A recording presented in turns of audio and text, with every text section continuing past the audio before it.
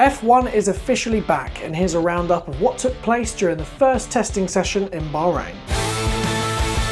Now, the main thing that stood out to me from testing has to be the eyes that have been added to the Williams. Yes, Carlos Sainz was sat in his car, they've put the monitors in front of him so he can see all of the data, and what do we see?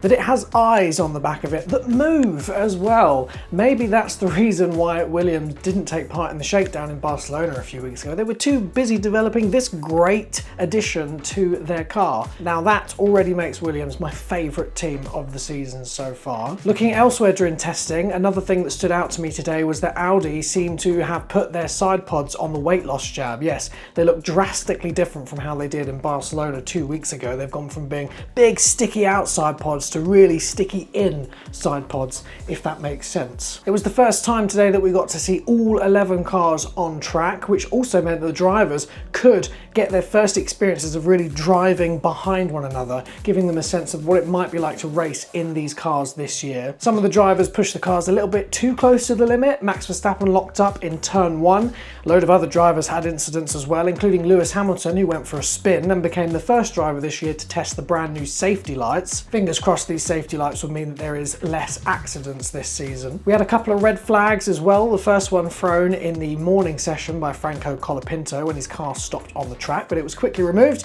and everything got going again. And then during the afternoon session, Nico Hülkenberg stopped on track but was able to get the car going and get it back into the pit, so there was only a brief red flag, and within 15 minutes he was back out on the track again, so no trouble. It was great to see the world champion Lando Norris out on track. He ended up finishing top of the timing screens today. However, the title for most laps went to Max Verstappen, who got to stay in the car all day and therefore put in over 100 laps in that car. Mercedes had an issue in the second session, which meant they didn't get to do as much running, therefore they're a little bit lower down the timing screens, and Ferrari a little bit higher than first thought, which is good for Lewis Hamilton, although he did say that the car was about as slow as a GP2 car, which I don't think is a compliment. Not many laps for Lance Stroll in the Aston Martin today, a few issues with their car, not great for Adrian Newey. It's his first car with the team and they're kicking off testing with a couple of issues, but I'm sure they'll sort them out. Zach Brown said after testing that the top 4 are pretty much the same top 4 as last year, but we'll see if that continues across the next few days of testing and into the F1 season itself. And here's a quick look at the final timing screens for the day. You can see Lando Norris at the top with Max Verstappen coming in second with the most laps of the day,